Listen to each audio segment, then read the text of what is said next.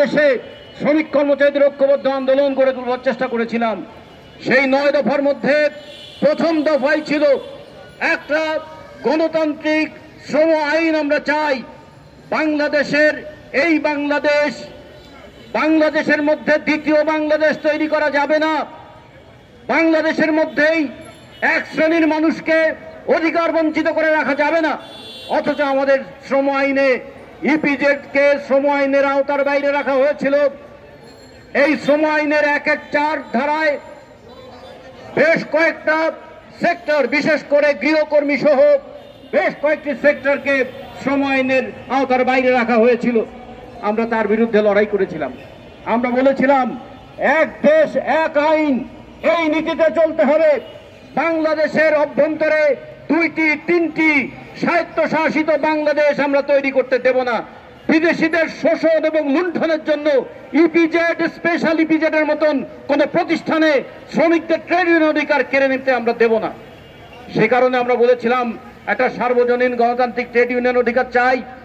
আমরা বলেছিলাম মজুরি নিয়ে রক্ত ঝরাতে হয় শ্রমিকদের। তারা ঘাম ঝরিয়ে উৎপাদন করে আর মজুরির জন্য রক্ত ঝরায়, এইটা আমরা বাংলাদেশে হতে দিতে চাই না। আমরা বলেছিলাম একটা স্থায়ী মজুরি কমিশন গঠন করো, সর্বনিম্ন জাতীয় মজুরি কমিশন করো, সর্বনিম্ন জাতীয় মজুরি নির্ধারণ করে প্রত্যেকটা সেক্টর ভিত্তিক মজুরিকে এই সর্বনিম্ন মজুরির ঊর্ধ্বে স্থাপন করো। এইরকম একটা দাবি আমরা করেছিলাম। আমরা বলেছিলাম কর্মক্ষেত্রে আহত হলে যে ক্ষতিপূরণ আছে, সেই ক্ষতিপূরণের পরিমাণ এতই কম যেটা মানুষের মৃত্যুর সঙ্গে উপহাস করার শামিল। এই বাংলাদেশে যখন মাথাপিছু আয় $2,593, তখন একজন শ্রমিক মৃত্যুবরণ করলে তার ক্ষতিপূরণ ধরা হয়েছে $2,000, অর্থাৎ 1 বছরের আয়ের তুলনায় একটা জীবনের মূল্য। পেনশন 121 অনুযায়ী এটাকে পুনর্নির্ধারণ করতে হবে। আহত হলে চিকিৎসা পুনর্বাসন করতে হবে। এবং আমরা এটাও বলেছিলাম এই আহত শ্রমিকদের ক্ষতিপূরণের সাথে সাথে যে কারখানায় মালিকের অবহেলায় শ্রমিকের মৃত্যু হয় তাদের সর্বোচ্চ শাস্তির বিধান করতে হবে।